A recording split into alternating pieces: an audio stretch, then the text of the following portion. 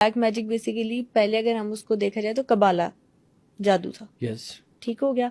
تو کیا حضرت سلیمان علیہ السلام کے دور میں جنہوں نے قبالہ کے نسخے چرانے کی کوشش کیے تھے وہی بالکل لوگ 100%. اب ایلومیناٹیز کے طور پر ایمرج کر رہے ہیں؟ 100% بیٹا, 100%. حضرت سلیمان علیہ السلام نے جو کام کیا نا, اچھا کبھی سمجھیے گا, اللہ کا کوئی کام بغیر کسی وجہ کے مقصد کے ہوتا ہی نہیں ہے.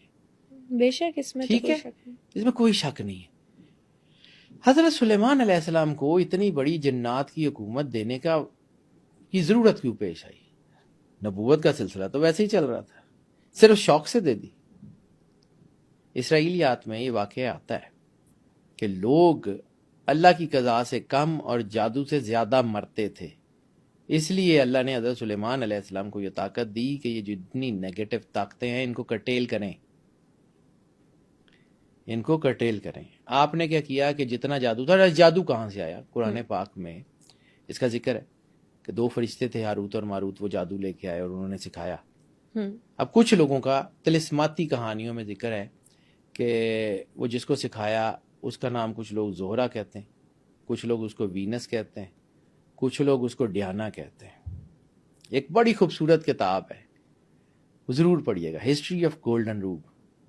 I will definitely. ٹھیک ہے, ہسٹری آف گولڈن روگ جو ہے نا, وہ جادو کی اس سے اچھی تاریخ کوئی لکھ ہی نہیں سکا. کہاں سے آیا, کیسے ہوا, اس کی قسمیں کیا ہیں, کیسے کام کرتا ہے, کمال کی کتاب ہے. اس کا ترجمہ شاید نگارشات والوں نے کیا ہے شاخ زرین کے نام سے. اسی کا ایک خلاصہ میرا خیال شاید ایک ہاشمی صاحب ہیں کوئی, انہوں نے اس کو لکھا ہے جادو اور مذہب کے نام سے. لیکن ان دونوں بڑی کتابوں کے پیچھے ایک ہی کتاب ہے, history of golden rogues. Golden rogues, Diana's lake. کہتے ہیں کہ ڈیاناز لیک جو ہے اس کے ارد گرد کی جھاڑیوں میں اتنی تاثیر ہے کہ آپ وہاں سے گزرنے شروع کر دیں, جھیل تک پہنچ کے واپس آ جائیں, آپ میجیشین ہوں گے. یہ ریالٹی ہے. یس. اور کچھ لوگوں کا خیال ہے کہ یہ جو نیو یارک ہاربر کے اوپر وہ اسٹیچو آف لبرٹی ہے, that is the statute of Diana, گاڈیس of magic. وہی خاتون جو ہاروت ماروت کے پاس ہے. جی بیٹا. اب ہوا کیا کہ انہوں نے اسے جادو سکھایا, جادو سیکھ کے کچھ لوگوں کا خیال ہے یہ جو وینس ریڈ پلینٹ جسے کہتے ہیں, اس نے وہ جادو سیکھا اور وہ جادو سے پلینٹ بن گئی.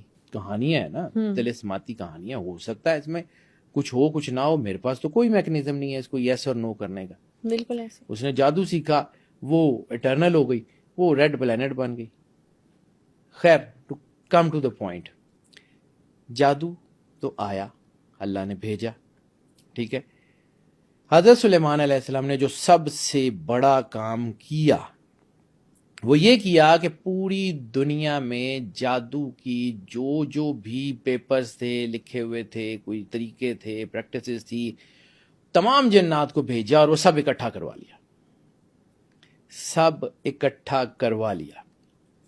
اس کو لا کے, کیونکہ اگر برائی ختم ہوتی نا تو اللہ خود کر دیتا ہے, نبی کبھی بھی اللہ کے کیے ہوئے کام کے آگے نہیں جاتا.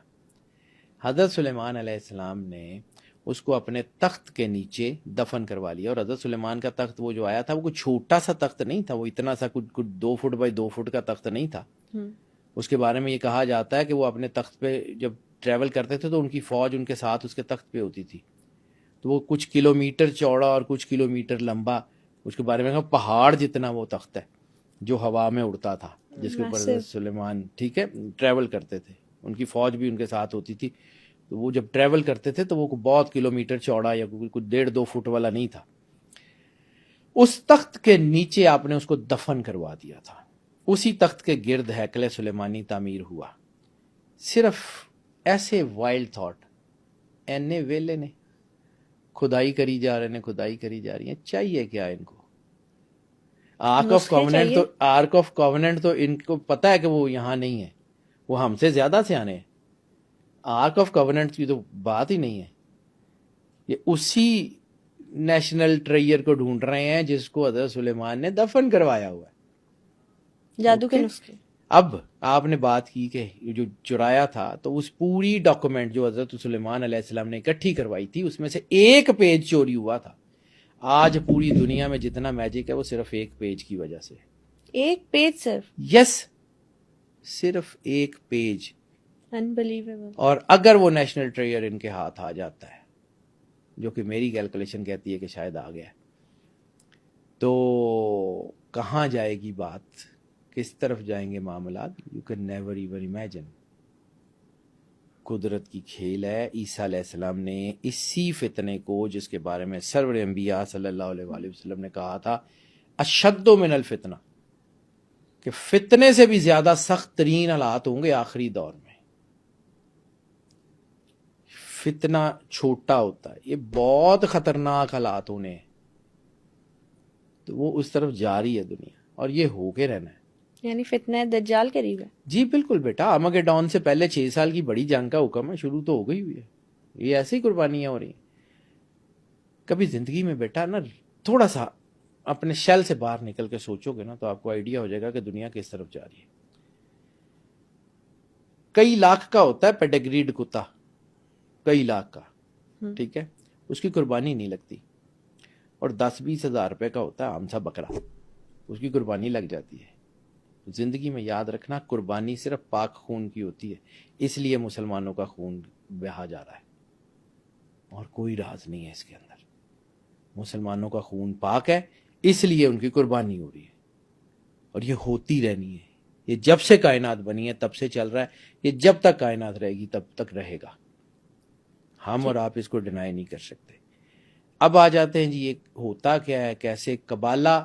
قبالہ کے بعد چائنیز میجک, چائنیز میجک کے بعد انڈین میجک, یہ سارے موجود ہیں, ڈائمینشنز موجود ہیں, چیزیں وہیں پہ ہیں.